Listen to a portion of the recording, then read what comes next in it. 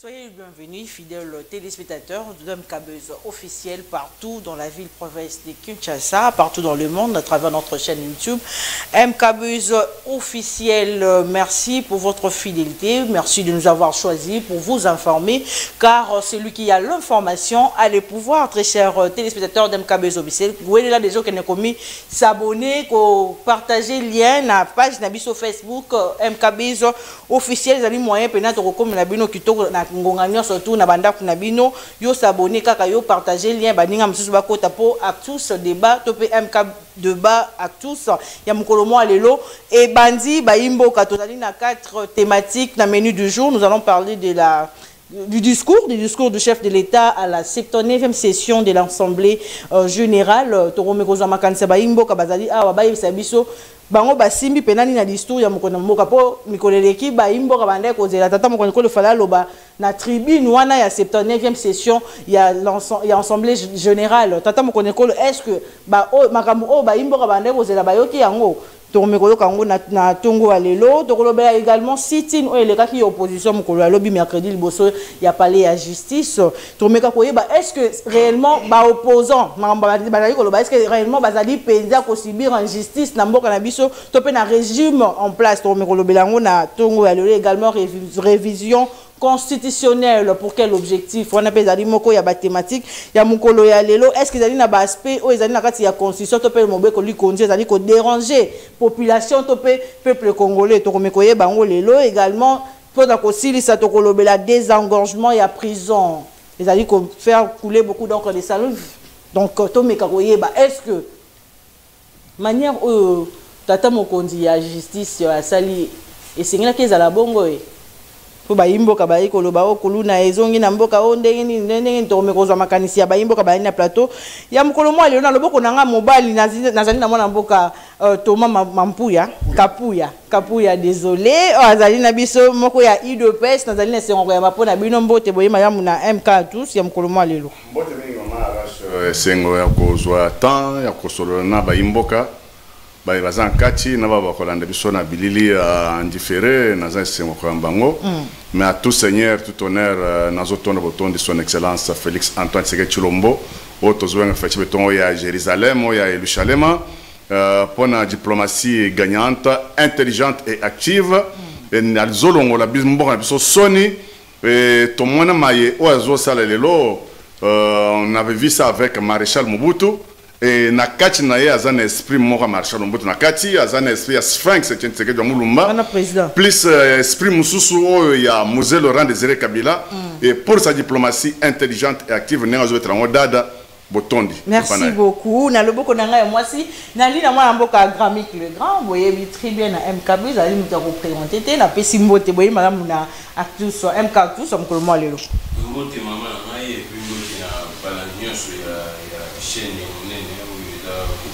de plus en plus petits naturels na TNT OTP na bato nyonso bazwani bakuya kotala biso oyo mpe baza batéléspectateurs te soit bafollowers te mais basabone très massivement pour bacontinue kolanda biso na okende mpe nomba na talisa bakonsi nanga na bateko nyonso oyo bazali kosouffrir c'est vrai que biso toza kosouffrir na mboka oyo mais bato baza na bacondition situation où il y a plus à France en fait notamment dans les cours dans l'est na est de baza koboma bango baza koviole bango baza kosala nyonso baza kosala bango bakonzina biso bazolakisa manifestement une volonté que baza ailleurs baza concerné te na mpasi ya bakongomani bato mpe baza na niveau ya bato mpe baza na niveau ya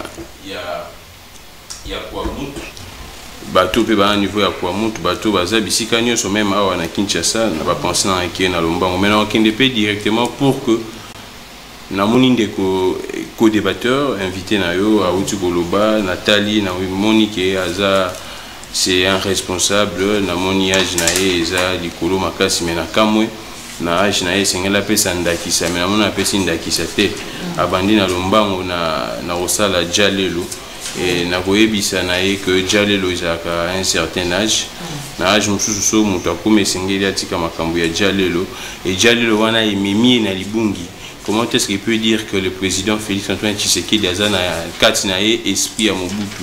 Aussi longtemps que tout est bien UDPS et Bundisa Mobutu.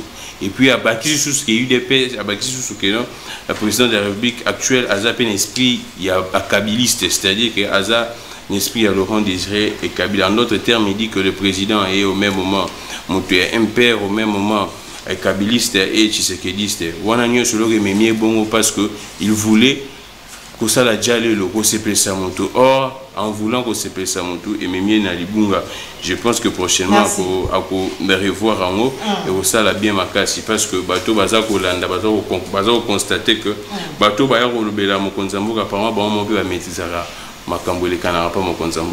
Merci beaucoup, moi, Boka Gramik les grands, Bayimbo, Kabokende, pour s'abonner massivement. Toujours mettre à c'était dans les Kabou, il y a page Nabiso officielle, il y a MKBS officiel dans Facebook parce que ils ont une meilleure manière au fait, il y a pour aider Biso, il y a recommandé la Biso, bon, avoir des informations, bon, rattaquer le côté parce que nous voyez bien un problème à courant, micro, il y a les et que maintenant on a le téléphone à tout moment dans Facebook, page Facebook, au Landa. Direct, même si tout ça, la émission, surtout, MK débat, il y a tout le jour et les cacahuètes, à 11h, Brolim, ça veut sur le lot pour Nathan, aux humours État. Là, on a surtout banana CG à Liboso, il y a discours, il y a chef de l'État. Dans la 79e session, il y a Assemblée générale des Nations Unies. Moi, je suis lecture, nous avons 5 minutes. Exactement, merci beaucoup pour la parole. Lecture concernant le discours, il y a Mokonzamboka, sur l'Andi bien au Sali étant deux journalistes, au Landi bien au Sali pendant le sondage au sein il y a opinion, tout pendant la capitale au monde que sur aucune bateau belé Mokonzamboka le bail le bébé le bail bien monté. Le bail bien monté parce que c'est intéressant. Pourquoi? Parce que mais Balamboka belé on est causé là en tout cas. En tout cas sur au Sali pendant le sondage, sur aucune bateau Mokonzamboka le bail est arrivé, bon bail tu vas éviter, tu vas tout ça là, on va venir à micro trottoir, le moins, c'est-à-dire que c'est la source n'a besoin, il y a des phases de sanction des rédits, mais impact sur le terrain, et ça a le développement la RDC c'est un scandale géologique, tout ça n'a pas coltan, cobalt, or, peuple de monde a monté, comment on lasser peuple. Et ce qui se passe actuellement avec ces régimes, beaucoup d'échapper des bonnes intentions. Quand vous accusez, c'est vrai, accusez les Rwandais d'exiger des sanctions. Depuis combien de temps ces régimes, ce gouvernement a exigé des sanctions? Mais toujours on a des sanctions à recommander. C'est vraiment clairement. Des sanctions à recommander. Au contraire, vous tout, bateau, on risque de renforcer même beaucoup amitié na bateau basa kubuma biso. Mais on fait ça exemple encore ils allaient très simple bateau basa Hollanda bakoye ba ndenge nini bateau esika mboka na biso ke no futa basa na bolingo makasi mingi na Rwanda. Pas plus tard que Nikolo Kaka biso tout oyebi tant que ta commémorer génocide na biso génocide. Les premiers on a vu aucune personnalité des condiments il y a mais Rwanda pour commémorer le génocide dans le monde, tout le monde va se déplacer. Tout le monde s'est déplacé. Donc on constate que plus pire encore.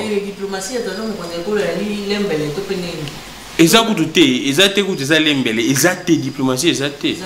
Bateau région va confondre faire des déplacements et la diplomatie. Non, biso tout ça la déplacement tout voyage. Et c'est pour autant que tout ça la diplomatie non. Tu peux faire des voyages comme tu veux. La diplomatie, c'est autre chose. La diplomatie, c'est ça. C'est ça la diplomatie. Là, ce n'est pas la diplomatie. Au gros, il y a un concert des nations, ce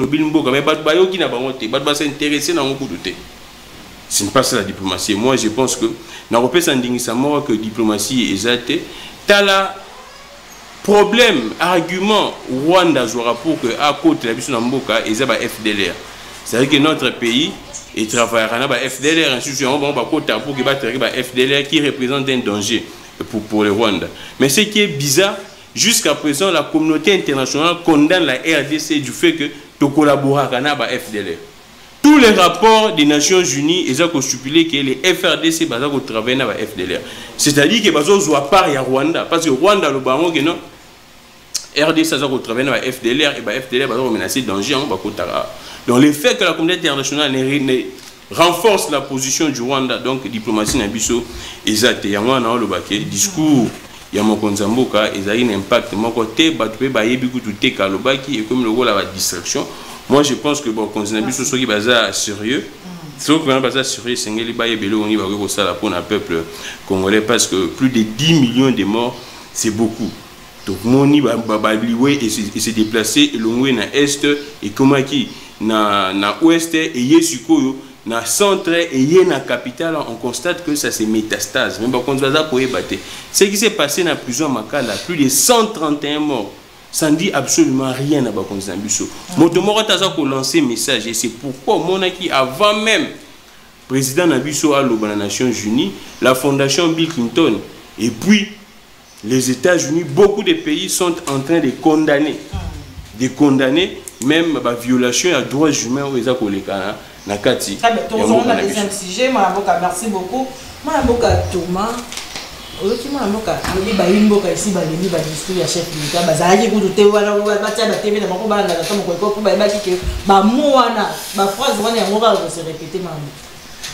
ça me fait très mal, Yakutana, Ndeko Meminga comme co-débatteur sur le plateau. C'est comme si Aza Congolais, je peux qualifier comme une personne censée collaborer avec Baïnia Congo. C'est ça ce qui me fait très mal. Parce qu'un bon Congolais n'attend toujours des fois un bon patriote. Un bon patriote, ce qui veut dire qu'il faut savoir défendre l'intérêt de Mboka Nayo. Et ce que Ebili Citoile Mboka Oyo, très bien, une personne Oyo à Landre Kamakambo, à Yaza, je ne sais pas ce que c'est statini, mais moi qui est politique, je peux te dire que l'association Otozanangolelo, c'est communauté internationale, à la base, il y a tout ce que nous vivons dans notre pays. Et où il y a quand même une période où il y a répartition, il y a Afrique en 1884, par rapport à la vision, à l'esprit, il y a Léopold II. Où il y a Congo, Congo belge avec Kinshasa RDC, et on appelle ça croquis, il y a carte, il y a RDC. Il avait pris une partie à Rwanda pour des Allemands, tous ces circonstances. Mais Rwanda, Burundi, RDC, c'était un pays qui était colonisé par la Belgique. Mais ce que nous vivons, pour lui, la situation de l'Est est bandie avec son excellence Félix Antoine Tshisekedi Tshilombo. Pona Elobelinae. C'est bien. Situation haute il y a allocution, il y a son excellence Félix Antoine Tshisekedi Tshilombo. C'est la 9e session à l'Assemblée générale des Nations Unies. Quand j'ai parlé de Maréchal Mobutu, j'ai parlé de Mouzan Laurent Désiré Kabila.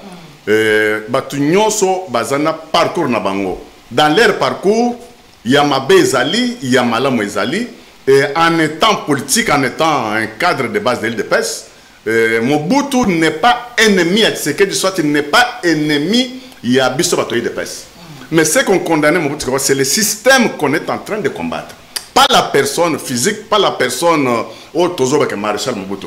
Quand on parle aussi Musée Laurent Désiré Kabila, on condamnait le système, il y a Musée Laurent Désiré Kabila parce qu'il avait accepté, il y a signé accord de l'Emera, et il y a cédé 300 km à Est, et on ne condamne pas l'individu, il n'est pas ennemi, il y a Bissot Batoyi de Pes, soit ennemi, il y a Congolais, malgré que il y a Sphinx, il a Tindare na Kabe Kamwanga, comme tout ce qu'on avait vu, il n'est pas l'ennemi.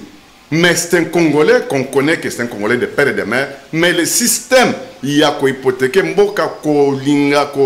isoler le peuple congolais pour tes intérêts égoïstes, le pouvoir pour le pouvoir. C'est ça ce que nous déplorons. Mais et, pas la solution, bon, madame, on est des Africains. On est des Africains, on est des Africains. Et adage moko elobaka, non mboso ki o monindo ki belela avant mungongo ezika. Situation tozana ngona mboka lelo, nous sommes en train d'être agressés. Nous sommes en train de passer dans ce qu'on appelle une troisième guerre mondiale silencieuse. Où Mundele a imposé biso. Mais Mundele a il continue à utiliser le peuple congolais.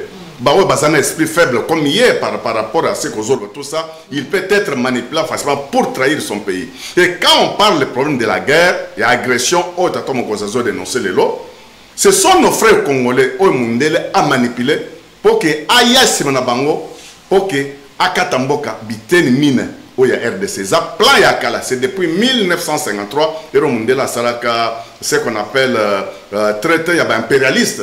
Mais il veut maintenant passer à la vitesse de croisière à passer à l'applicabilité de plan de Soudan. Les autres sont au Soudan du Nord avec le Soudan du Sud. Et la guerre est en train de se passer dans le Soudan. Qui leur donne les armes, c'est toujours Mundele, aux autres ficelles. À tirer à gauche, à tirer à droite. C'est ça la situation que nous avons aujourd'hui dans notre pays. La situation à l'Est, Maréchal Mobutu, quand je l'ai cité, à Denosaka, il y a un homme blanc, à Kendaka na Bukavu. Il s'est autoproclamé comme président de la République, na Bukavu. Et Mobutu a trouvé que ceux qui m'ont tout mwindu,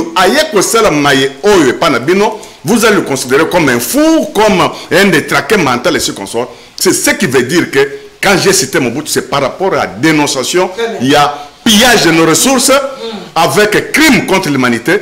Paul Kagame a sous l'impulsion, il y a Occident. Il faut aya koyebi se bango na porte de pana bango que non mutu obino bozo soutenir Paul Kagame bo banda d'abord ko condamner et pourquoi son excellence Félix Antoine Tshisekedi a dit ça parmi les réformes au bazo sala ya conseil de sécurité ya Nations Unies soit ONU et il faut pas passer des sièges na Afrique comme des membres permanents et avec plein occident bazo linga bacha Kagame azala parmi moko ya baye oyo bazo pesa kit bazo pesa faveur poazo e bonga ya président et ya poste ya membre permanent ya na Nations Unies.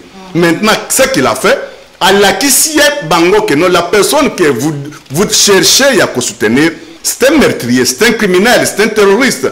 Ce qui bossel ma ndengwana c'est que bino moko baye oyo bozo linga ko pesa mpifona vous êtes de mauvaises personnes, vous êtes complices. Et quand les frères ont parlé que non, bon, bah, ONG, il y a Bill Clinton et ce qu'on sort.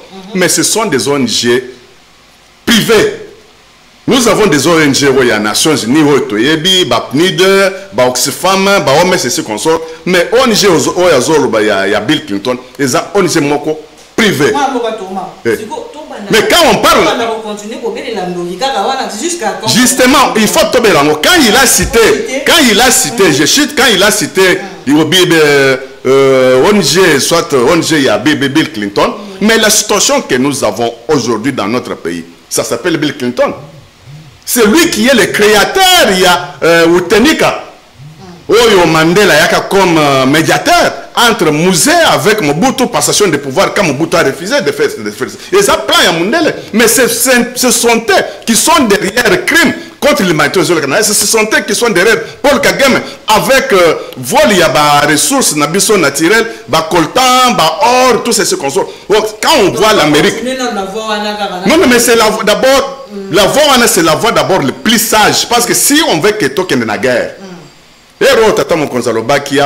sur la situation que nous avons des armes jusqu'à na Rwanda au moni directement les Américains battinda qui Pologne il faut renforcer encore Rwanda avec des armes sophistiquées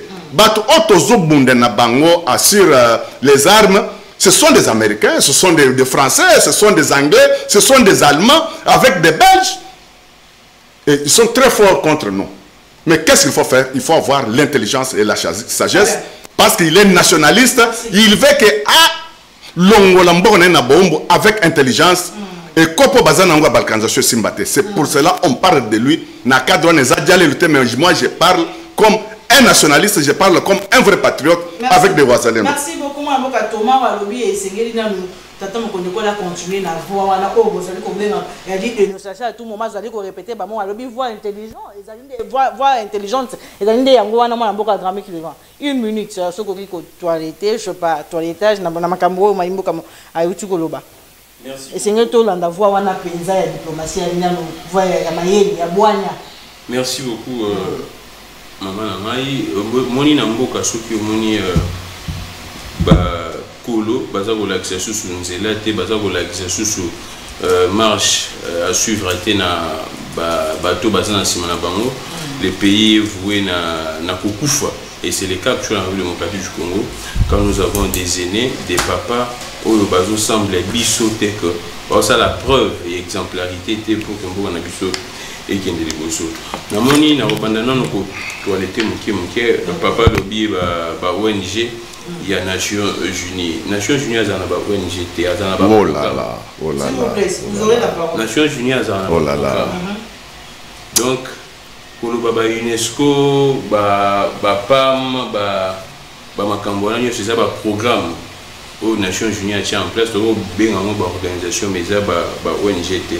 Donc c'est ngeli tout bazar parce que chez nous les on est à caractère éducatif tout bas comprendre. Non, on peut simplement simple.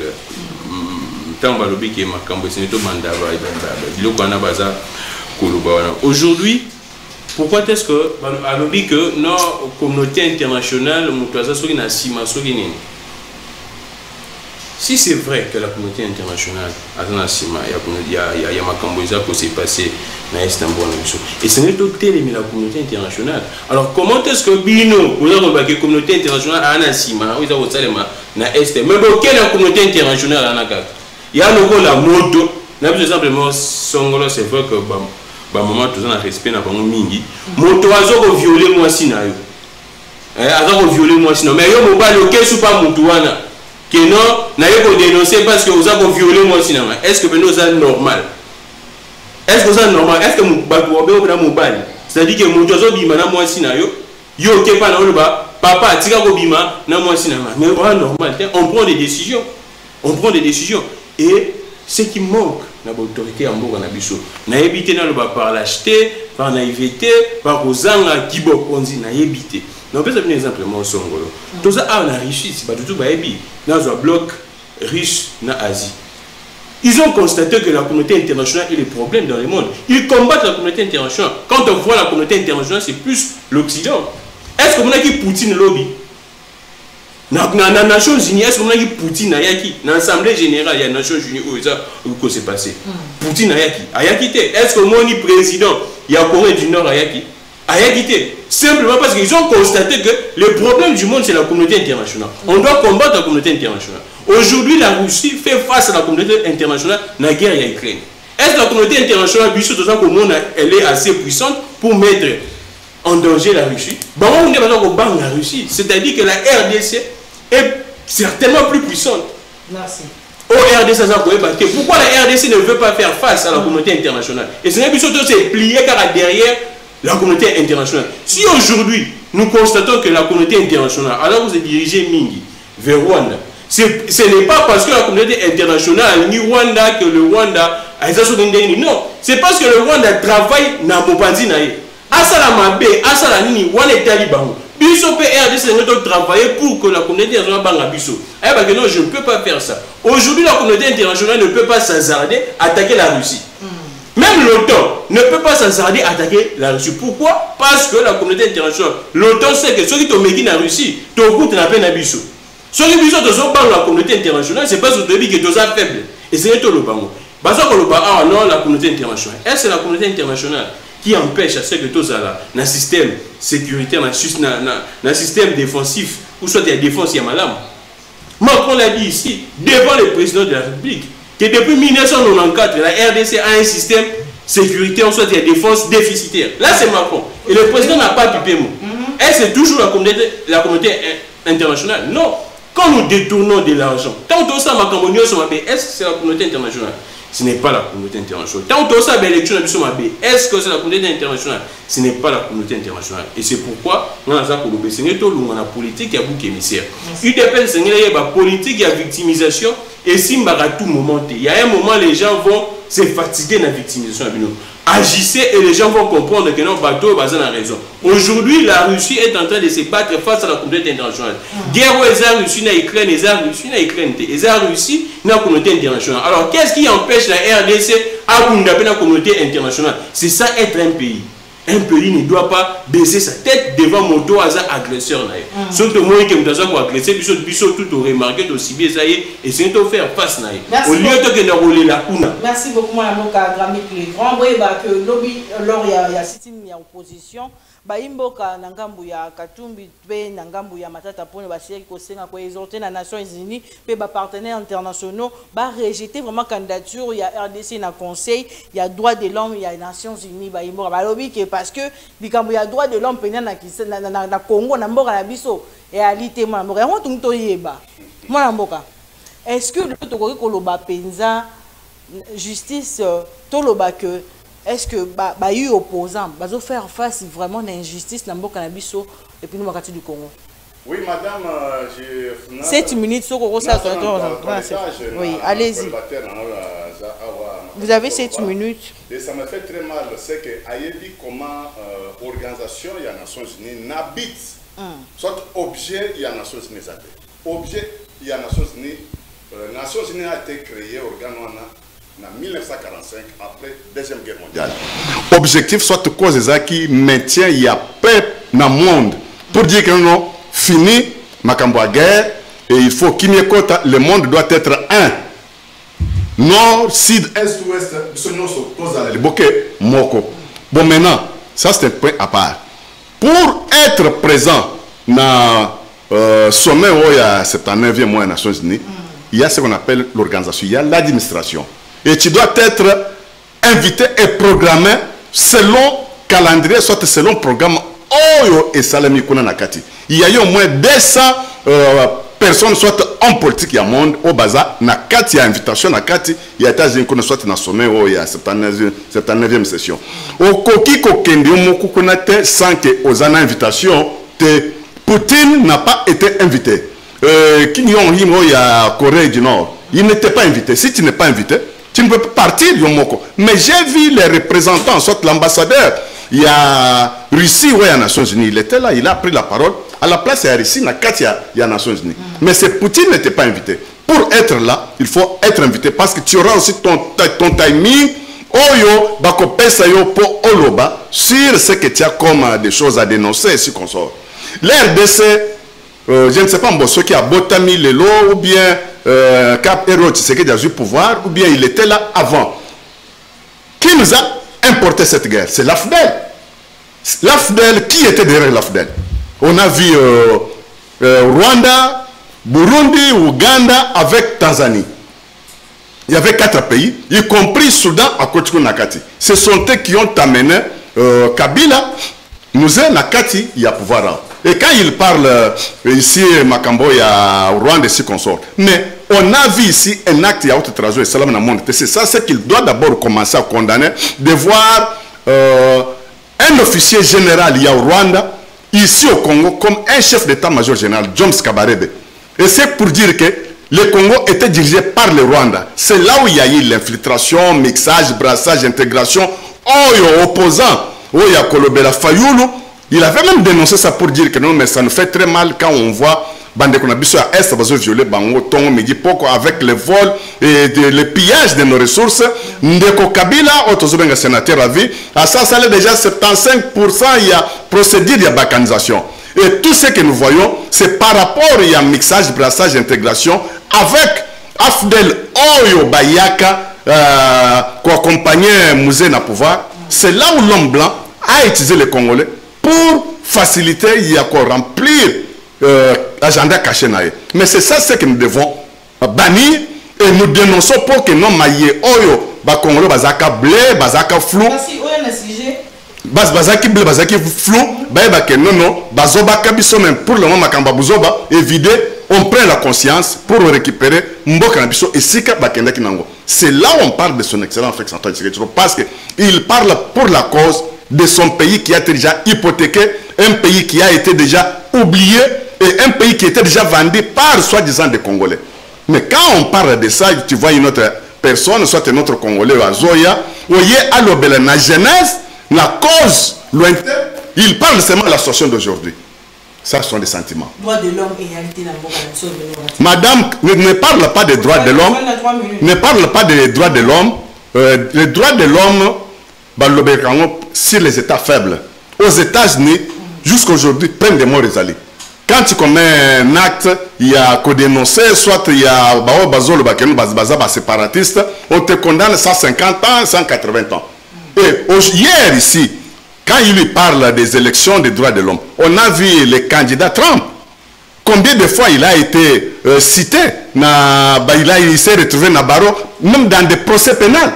Mais droits de l'homme là, c'est pour les États faibles. Quand les Occidentaux là, combien de fois, tu es journaliste, je pense que j'ai vu son excellence Antonio Antonio Guterres, secrétaire général des Nations Unies. Mais tu n'as pas journaliste, collègue non journaliste, tu nous parles de M23.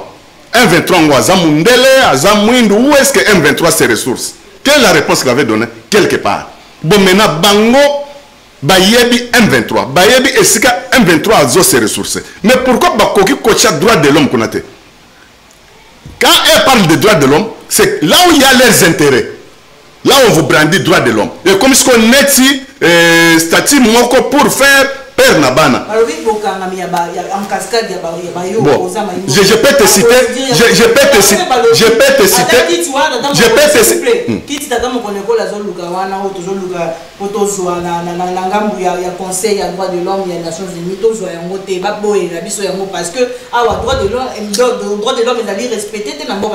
Bon, par exemple, Bakangi Nani, oh, Bazo dénoncé. Bon, non, d'abord, ne me parle pas d'abord, ne me parle d'abord, tu as cité une très mauvaise personne aux Zolobasset qui il n'est pas exemple. Il n'est pas exemple sur des personnes qu'on est en train de dire à opposant. D'abord, un séparatiste. La personne qui est en train de faire citation, il y a ce qu'on appelle tribalisme. Et ce qu'il avait voulu séparer des Katangais avec du col Moussous Nakata Katanga. Mais une telle personne, il a quel exemple? Même si le lobby, il devient soit bourgmestre, soit gouverneur, soit même. Mais il est de quel exemple? Ça, c'est quelle sorte? Il y a opposition, il y a Bikedi, opposition, il y a PTP. Non. Il y a des personnes autour de Bazana maturité en opposition. Bazana maturité opposition, je peux te citer Fumompa. Quand il fait ses réflexions, tu vois que non, Mouzito, c'est une grande personnalité, il a des mémoires Kabosh Moko a rempli. Il y a opposition, il y a qu'une idée, il y a un thé, il y a que séparer, mais il y a qu'une idée, où il y a Koki Kotongamboka. C'est pour cela qu'on apprécie Mouzito par rapport à se dire, sa façon de parler, de faire. Il se diffère avec Matonso Bazoena, c'est l'opposition, il y a un. Opposition, il y a séparé, opposition, il y a Kolungakeno, Biloko Ebe, non, ça, ce n'est pas une bonne opposition. Il dépêche n'a pas fait cette opposition. Il dépêche à faire une opposition, il dépêche, une opposition, il y a non armé, il y a Kobo, il y a séparé, Batou, Bikolo, et nous parlons sur des choses concrètes pour l'intérêt et l'unité en Boka. Injustice et réalité. Mais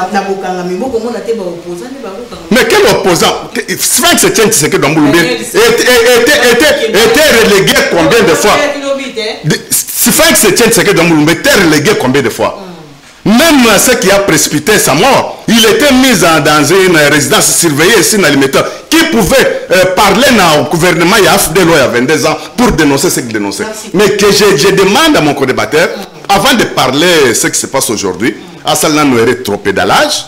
À Talanan d'abord, comment on a subi des tortures, des calvaires. Même nos combattants, il y a un week-end passé, c'était le 19. Bidepes Tolela qui va combattre na biso o bakalistina ka bango na permanence. Mais ça, ce sont des choses qu'il peut parler que non, ce qui se passe aujourd'hui avec la gestion, il y a AFDEL, il y a cacophonie, gestion, il y a gouffre. Autozaki et ce qui se passe aujourd'hui. Les communautés ils souffler le chaud et le froid. Avec la gestion de Tshisekedi, beaucoup de choses ont changé. Il y a des droits de l'homme et ce qu'on sort. Mais quand il y a leurs intérêts, et ces gens-là changent la face. Ce n'est pas normal.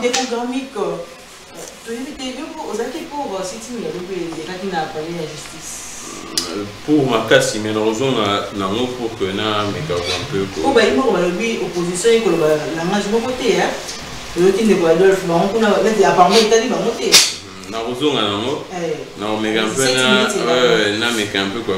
l'opposition, dans un pays où on a bateau censé balakisa bato nzela baapprendre baleki parce que bato bazotala biso baleki bazali bato bazala lobi bakonzi esengeli se former s'informer na bémission lokola boye namoni co-débatteur na lobi que non pour participer à l'assemblée générale esengeli babengisa yo Poutine babengisaki ete naza koseka na Nations Unies soit na Conseil de sécurité eza na bamembre bazalaka 15 membres. Na 15 membres, on a 5 bazar permanents, na 10 bazar non permanents. Et na 5 bazar permanents. Et 15 membres, on a bazar permanent, na bazar non permanent. On a besoin d'invitation parce que on est composé à la Conseil de sécurité. Et il y a mon ayemo na moni ayeko bongiser mais à moni qui a embrouillé en disant que non l'envoyé a reçu dans les Nations Unies à Zalaki à Maloba pour dire que on a besoin d'invitation T. La Russie fait partie à 5 membres permanents, c'est-à-dire on est 5 membres permanents, il y a Conseil de sécurité, la Russie elle est là. Donc ce que Poutine a quitté parce que Poutine il y a une communauté internationale bazane bitumba. Il y a un quitté atindagi délégué na bango azalaka on a yende mutu a participer. Mais Poutine a yaka sous-souté makambo wana et Assemblée générale des Nations Unies. C'est-à-dire Poutine n'a pas besoin d'être invité. La RDC a une invitation parce que la RDC a un membre du Conseil de sécurité. Il y a un président à cela qui demande que non, tous les linga, tu postuler comme un membre non permanent. Pour les Arabes, on a 2 ans. Après 2 ans, c'est Nelly, bah pour les sous. Et ça, le mot est bon. On est acquis pour que bateau bazolanda va comprendre. Dans le raison, il y a une marche, il y a sit-in plutôt. Et ça, sit-in car il y a opposition, et ça, sit-in, il y a la société civile. Dans la société civile, on voit tout le monde. On voit même la presse. Pourquoi j'ai dit ça? Et ça, question que tu as beau les bons athées. Et ça, question que Makambo est en bien tenamboka. Il y a des arrestations arbitraires. Aujourd'hui, quand les États-Unis, quand la communauté internationale dit clairement que dans le pouvoir, il y a des violations, il y a un téléméligo de candidature, il y a RDC, il y a Conseil, il y a droits de l'homme, il y a Nations Unies, il y a Concert des Nations. Et ça, représenté. C'est la communauté internationale parce que compte tenu, je vais vous prendre un cas, les gens n'en parlent pas aux Andéco. Moi aussi. Plus de 200 mamans ont été violées dans la prison à Makala. À la suite à carnage et salarié. Plus de 200. Plus de 200. Dans la prison à Makala. Bah, 131 morts, ils en ont discuté. Mais au-delà de ça, il y a plus de 200 mamans. Moi, hier, j'ai suivi une interview. Tout à ça, ils ont Timothée, les Noirs, Montaignon sacré. Maman, dans le but, actuellement, dans la prison, il y a une grand-mère. Elle a plus de 92 ans. Il y a plus de violence qui est dans la prison. Et maintenant, la responsabilité incombe à qui? Dans ma campagne, c'est Salima. Bon, dans le bâtiment. Mais un montant, nous avons analysé. Vous pensez que quand ces histoires se passent, le monde ne voit pas? Et ça, ce n'est pas l'opposition. Opposition, alors on constate que non, il y a une dérive dictatoriale sérieuse. Actuellement, Namboka. Et c'est de mettre fin parce que nos aïeux, nos ancêtres, pays qui pris fort l'autre but pour que le Lombo a une opportunité de vivre démocratie, mais démocratie. Ce qui s'est passé, c'est l'opposition kakate, société civile s'associer, la presse même s'associer. Parce que moi, j'étais partant et je suis partant. J'appelle même à ma force parce que ça, par exemple, voilà, les cadres de concertation. Nous avons encouragé, on va multiplier la manifestation pour que permettre au peuple congolais à zone en éveil. Na CP là il m'a cassé le ministre.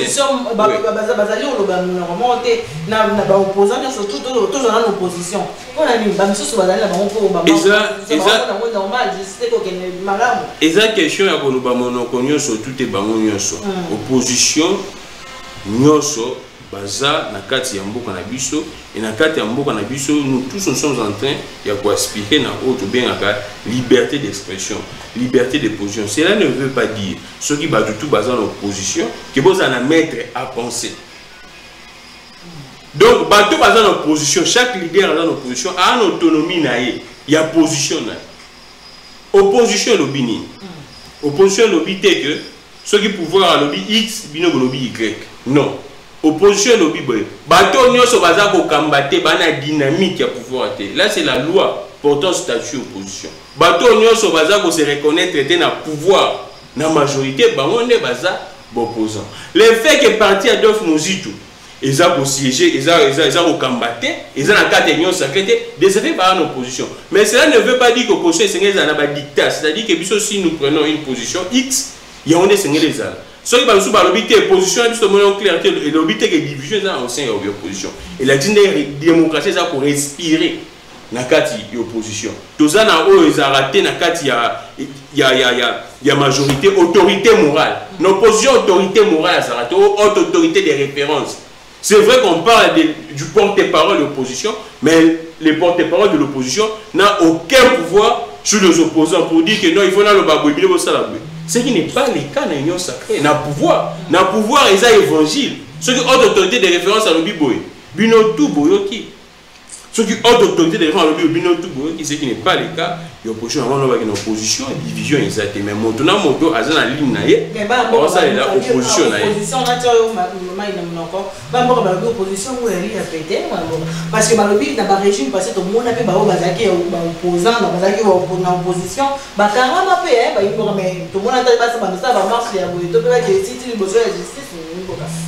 Opposition a pété, ils ont raté.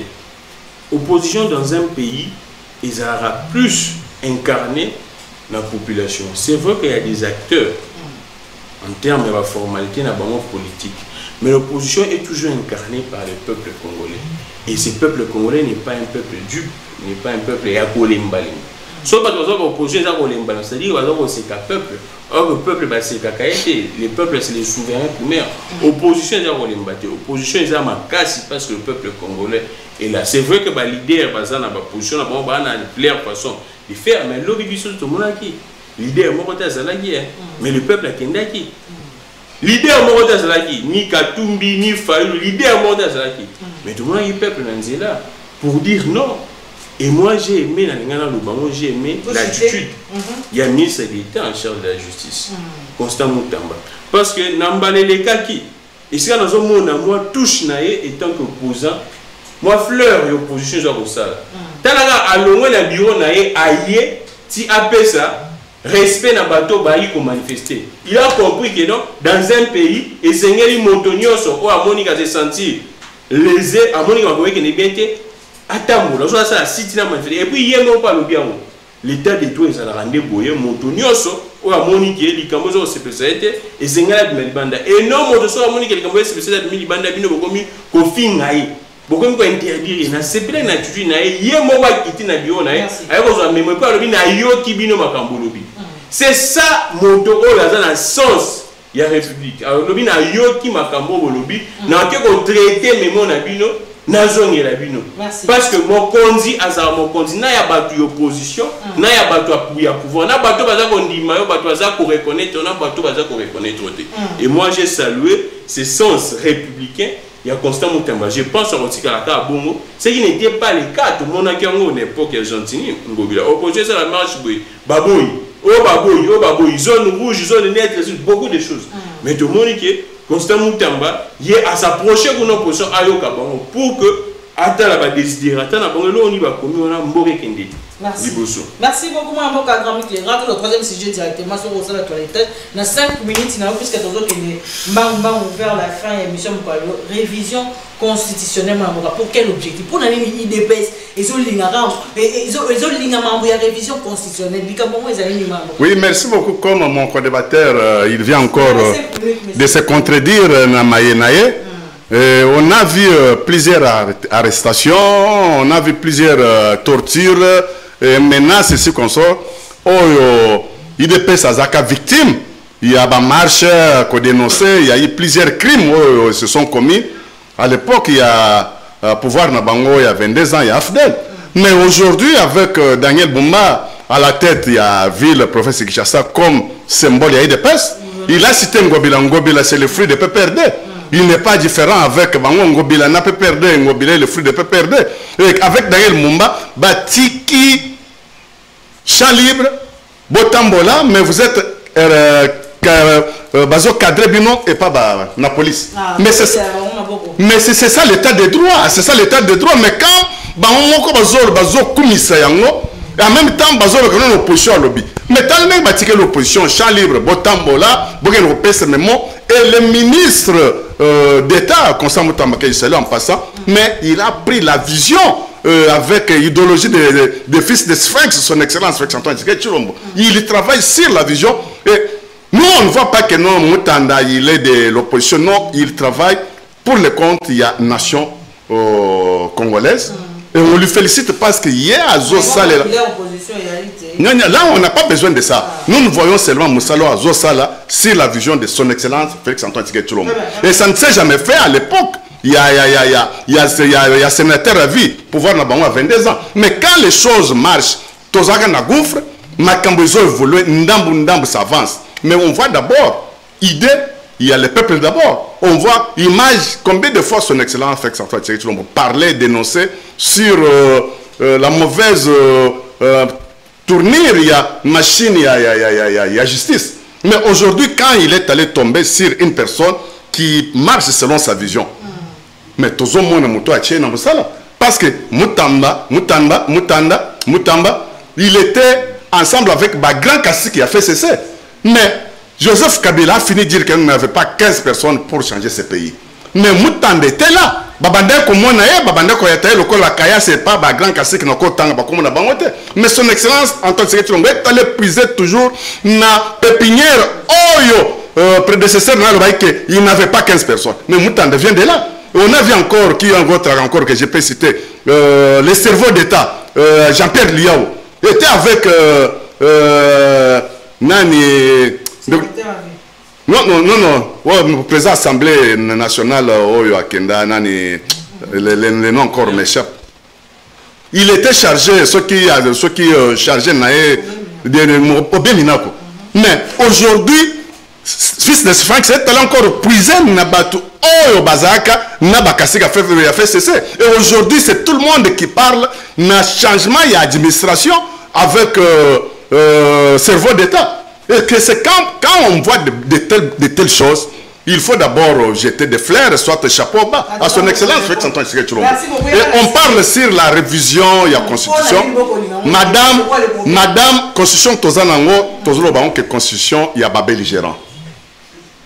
Il y a Liboso. Et Outaka Nabatu, Oyo, Bayaka na esprit, il y a Manduki, Bayo, Baboman, Batu, Batouakufaka Ndenge, Nandenge, avec l'impulsion, il y a communauté internationale. Je te dis encore un autre problème. La constitution Oyo, il y avait 3 Congolais, plus 6 Occidentaux. Et l'article ils ont copié-collé, il y a constitution, il y a France. On débat les biso. Les lois d'abord, tu as l'exemple, Oyo, si c'était sur le Congo, il y a celle à Belé. On a au moins 3 mois aujourd'hui en France, il n'y a pas le gouvernement. Baouti collègue dans l'élection, le président français a boyi Kozwa Moutuna parti politique aux majorité, il est allé puiser ailleurs. Et si c'était ici, droit de l'homme, dictature, imposition, mais quand ça se fait ailleurs, soi-disant opposition sont complexés pour dénoncer le mal. Constitution Tozanango, le peuple congolais ne se retrouve pas. Nous avons d'abord le conflit aujourd'hui, Yaka avec Teke. Bayaka Nabateke. Ce sont des Congolais. Mais Namoni Teke, Teke, Balubi Kanono, Bayaka, Bazo Sakanabiso, à partir de l'élo, Tokomina autonomie, soit Mboka Nabiso, Oyo, comme État indépendant. Mais avec la constitution qui nous a été amenée par des Occidentaux, sous l'AFDEL, il y a plusieurs articles là-bas où il faut Tolongola Yango. Quand on parle des tribus minoritaires, des tribus au Baza, les et tout ça. Et tout tourne autour toujours sur nos frères. Et combien de fois même Matata, Muto wa opposition na bango, tikaka degré loin moko, oyo, et pesaka milembo, commune rurale. Et tout ça, ils ont toujours cacophonie, il y a plusieurs manigances, il y a balkanisation, il y a 4 constitutions na biso. Et la personne peut venir.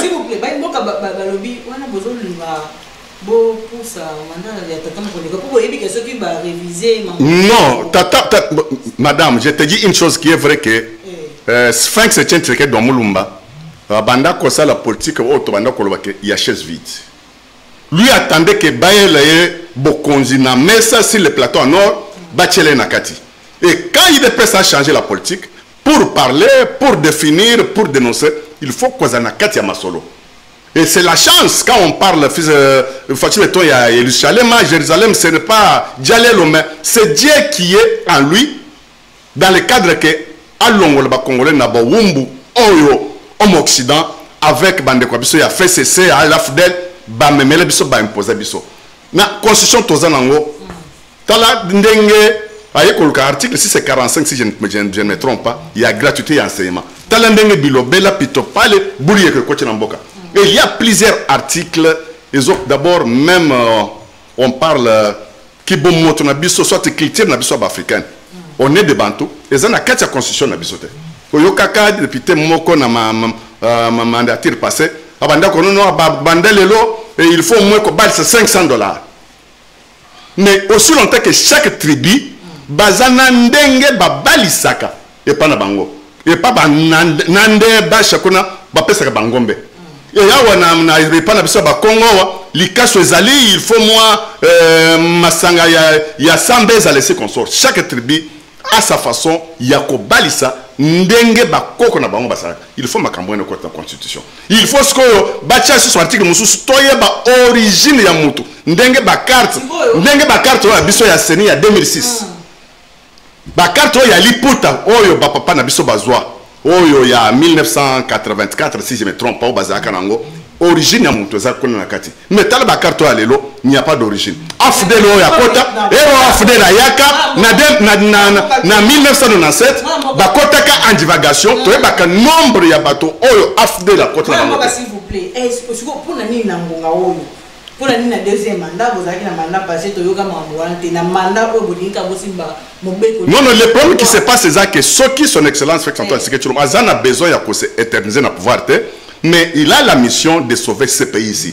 Ce qui dépêche à sauver Mbokoïte, tout le monde est oyo à Koki pour sauver Mboka parce qu'on est déjà esclavagisé par la communauté internationale sous couvert. Ba infiltré ya Afdel na soi-disant opposition il y a Bikedi il y a PTPT tous ces consorts ils sont manipulables à tout moment na tongo couleur mususu na midi couleur mususu na poko couleur mususu je vais pas encore te parler aujourd'hui Fayou le parle makamba dialogue c'est bien mais quand il avait dénoncé que non c'est Kabila qui est à la base de tout ce que nous voyons au nom de l'Afdel bon na dialogue wana Kabila kozalo bien kozalate ça c'est un peu à part il a dit que non bon à part escroquerie du siècle il y a zarianisation Matata Mpogno a sali escroquerie mususu ya Bukangalonzo mais pas une bazo le belangote parce qu'on a dialogue wana mais vraiment je suis persuadé est-ce qu'il y a-t-il vraiment les aspects qui dérangent la nation la constitution de Samboka? Merci beaucoup na bonjour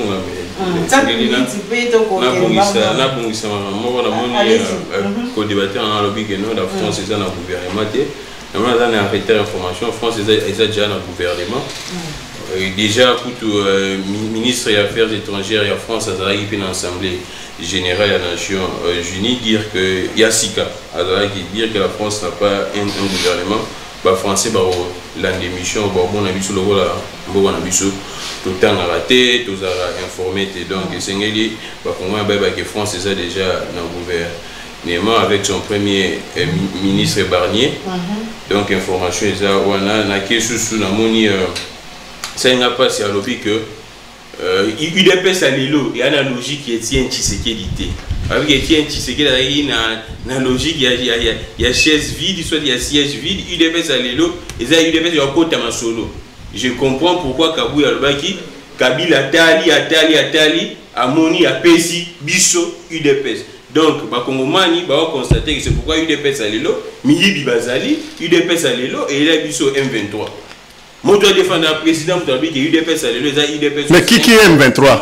Qui nous a amené M23 dans ce pays? M23 c'est PPRD, M23 c'est l'AFDEL, ce n'est pas UDPS. S'il vous plaît, allez-y. Ce n'est pas UDPS. S'il vous plaît, écrivez. M23 c'est l'AFDEL, M23 c'est Kabila. S'il vous plaît, M. Thomas. Alors, donc, peuple, on a compris que UDPS à l'îlot et UDPS c'est la COP.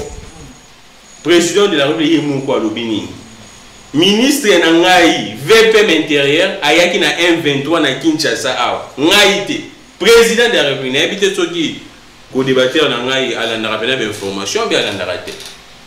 Président de la République, Moura Lubaki, ministre Nangaï intérieur, ou a zappé moutou ya UDPS. Gilbert Gankonde jusqu'à présent interpellé et pété bavanda pendant autant d'années basala makambo basengaki basala. Moi je suis dessus d'entendre que bon, je comprends, la population est en train de comprendre que makambo eza kosema UDPS ya lelo eza pena na droite ligne te oyo ya Etienne Tshisekedi to yango toujours na makambo nyonso eza kosala na kati ya mboka na biso, mboka eza kobeba, mboka eza na faillite. Et ça, il y bien de reconnaître que ça, bon. Mais pour que nous répondre à la question dans le lobby à changement, il y a constitution. Est-ce que l'aspect péné à lui, il faut déranger nation? Aspect moroté, il faut déranger nation. Aspect attend moroté, il faut déranger nation. Mboka, il faut souffrir. Na manque, il y a sérieux, il y a pas pensé à biso. Dans exemple, alors je fais qu'on évoque makambo, il y a Minembwe. Oh non, Minembwe comment qui commune Batwa Kabila n'a accordé bénéfice à doute. Mais on a vu Nathan Kabila, Bouroumès c'est moroté Banoma na Minembwe kuna. Ben on met Bouroumès na Minembwe na 2020 sous Félix Antoine Tshisekedi, jusqu'à présent ça existe. Sous Félix Antoine Tshisekedi, il y a sous Kabila té. Oh, il y a des ordres. Sous Félix Antoine Tshisekedi. Nous avons corrigé le comment on a moni co-débatteur aligné à inoculer dans kati. Et opinion dire que tu comme un état de droit. Tu comme un état de droit. Tant on a commis ça Bumba. Bumba n'a pas d'argent pour faire la répression, pour empêcher la marche, soit l'activité et l'opposition. Et c'est pas chambongo, pas policier. Bumba n'a mbongo wanate. Et c'est ce qui a fait que dans l'opposition avant à manifester. Donc, mon candidat, pour informer. Bumba n'a pas pris acte. Bumba a pris acte. Il y a activité à Martin Fayulu. Oh, le lot bateau bazar, comme ça la liaison entre Martin Fayulu et Tshisekedi. On a encore tête. Même si c'est une opposition, Bumba n'a pas pris acte. C'est vrai que dans un régime paye information. Tu as besoin qu'il y a acte, il y a prendre des actes ou non. Bumba n'a pas pris acte.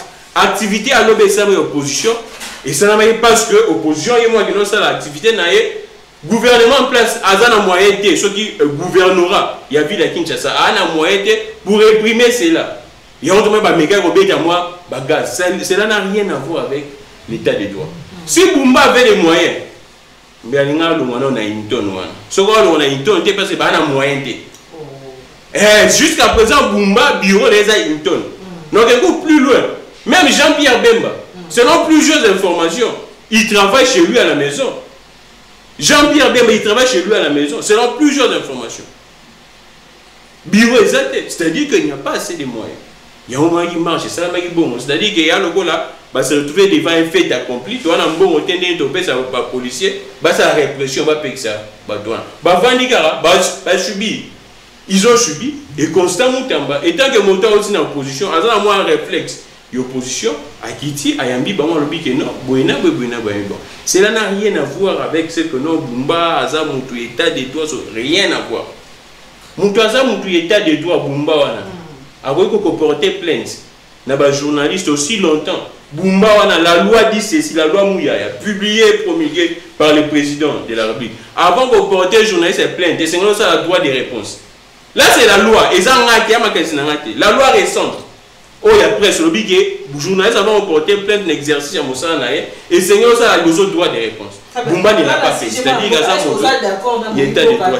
Et Seigneur, il peut d'abord bouger. Moi, l'article, il y a le nombre que nous conduisons dans l'histoire. Il y a vraiment pour déranger la nation. Article Constitution des Osses à la question sans la courant d'émission. Tout tourner émission de Zoro Toka. Il y a Constitution. Il y a constitution, il y a parce que bateau baza est incompétent. Koluka ose argument prétexte la constitution, comment est déjà comprendre que ça va blague. Ça va blague. Bateau il dépêche André Mbata, professeur, alors que tu as la meilleure constitution du monde. André Mbata, mon pays dépêche professeur, tu as la meilleure constitution. Donc, il a saqué UDPS va comme une souka, bazo luka et si gani ba ko diembela mais ba ke le katé. Ba on a mutu na bon OK changement de constitution ba luka et le katé et au tira ko le katé. Ba mo ba aussi ça. Ba si on a 4 ans sur 3 ans ba aussi ça on après ba kei, ba juste ba remplacer ba. Merci beaucoup Mboka les grands donc comme presque na suka émission la biso mokolo mo lelo bana mboka bobo sanate ko kene ko partager lien na page na biso Facebook bobo s'abonner botina baninga ba s'abonner pour barata lelo monter na chaîne na bino MKB's officiel ya mikolo na mokolo mona mboka to comme na suka toujours dernier chez wana pena to zoara à 2 minutes okati likambo ya des engagements ya prison mboka. Est-ce que c'est vraiment idéal 2 minutes? En 2 minutes. Madame, tu sais qu'il y a eu massacre dans ces pays ici, période il y a massacre toujours il y a Bondo du Congo, il y a Manasemi, il y avait eu plusieurs personnes au Bakoya et on n'avait pas vu quelqu'un qui pouvait faire sortir des images dans la télévision comme à la période moko, comme qu'on traquait dans le téléphone ou Android, bakangyo soi-disant babirode, ba checker qu'on a kati, ba botro téléphone. Mais, tentative, il y a invasion seulement qui na prison à Makala.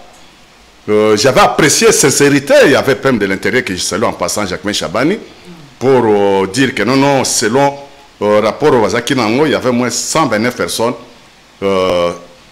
bilan provisoire, en attendant voir ce qui va se passer après. Et prison à Makala, c'est depuis belge, depuis l'époque coloniale. Oyo basala yango. Bon, quand on arrive maintenant par rapport à la critique, des ondits des gens, ce n'est pas seulement ici au Congo. J'avais suivi 2 ou 3 reprises na information en France.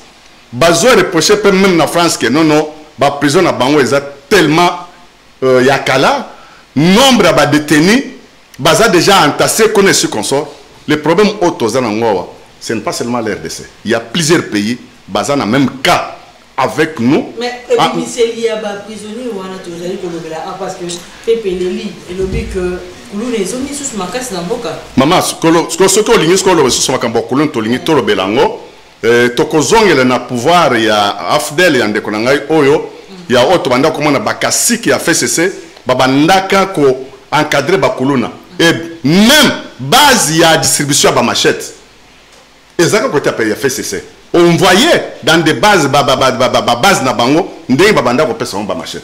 À l'époque de mon maréchal Mobutu, quand on parle de bien, je parle d'abord de Mobutu.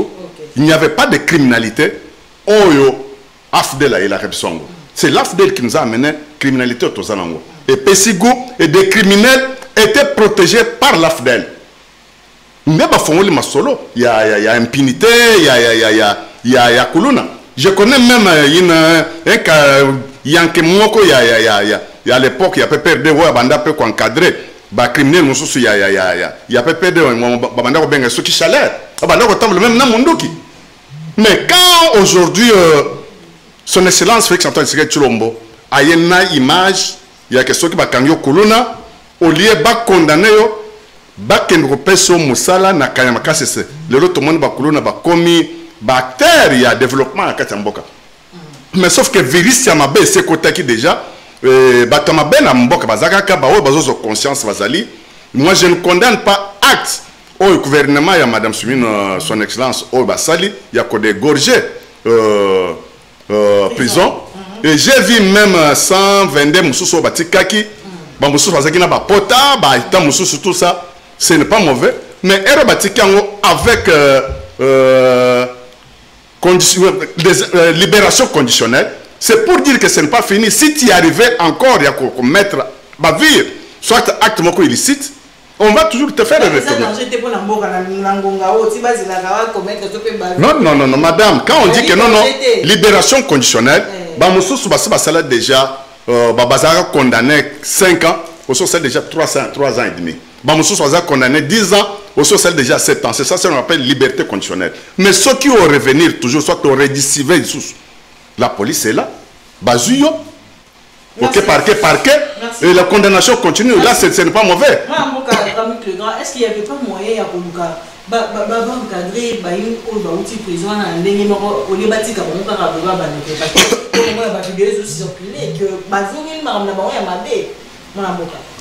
deux ministres au 4e émission. Merci beaucoup, Likambo, il y a prison ils ont problème tel que au nord ici les prisonniers et puis la prison vont créer insécurité. Sur ma prison vont créer insécurité, c'est-à-dire qu'il y a défaillance de l'autorité de l'État. C'est-à-dire que le ministre de l'Intérieur on a moni ba uti okumisa awa qui VPM soki nani Jacques Chabani Samusala ça est le côté. Dans un pays où l'État zali mutu obanga ko kata mutu lichette, pour que soit kata mutu lichette mbanone zali. Et ce qui s'est passé au Babimisi, Bato Sengeli, Bato Babimisi en prison, la plupart y a des détenus. Même à 100%. Et ça, Bato, Oyo, Bakota Kuna, nan nous verdict que Katamate, Basundo la procès. C'est-à-dire que, na justice, on a vu ce terme comme justice à COP, procès à la justice. Je peux vous prendre des cas, mec, Moukeba, 2 ans jour pour jour. Aucun procès. Et Bato Babimisi, on a Bakabou. Et la plupart sont des malades. Tout le monde imagine que tu as santé,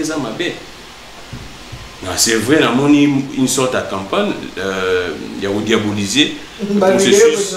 Il y a des engorgements disant que Peter Kassal, oh, il y a un VPM intérieur qui n'a rien foutu, un incompétent, Peter Kassal, un incompétent, critiquer ce qui s'est passé dans des engorgements. Alors, là, il y a un ministre Constant Moutama. Or, Gabo Sani Yazaki VPM. Cette décision a été prise dans le Conseil des ministres. Et le président sur place.